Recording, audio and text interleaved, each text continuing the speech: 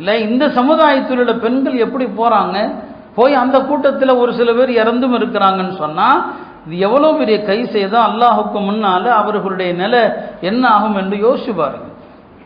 அருமையானவர்களே, இந்த பெண்களுக்கு அவங்க வீட்டில் கணவன் இல்லையா, தந்தை இல்லையா, சகோதரன் இல்லையா, எப்படி இந்த பெண்கள் அங்கே செல்ல அனுமதிக்கிறாங்க?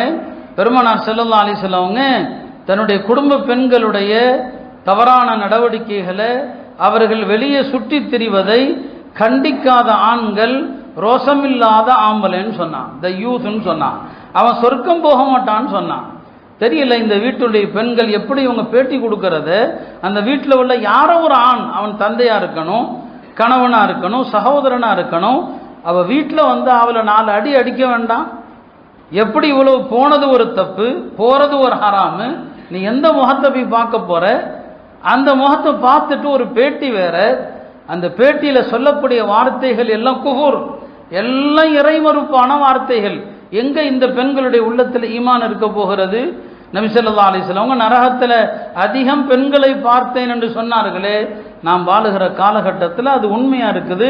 இந்த கூட்டத்தில் ஒரு பெரும்பகுதி முஸ்லிம் பெண்கள் புர்கா அணிந்து கொண்ட பெண்களாக இருக்கிறாங்க. இதை எப்படி அந்த வீட்டுடைய ஆண்கள் அனுமதிக்கிறாங்க?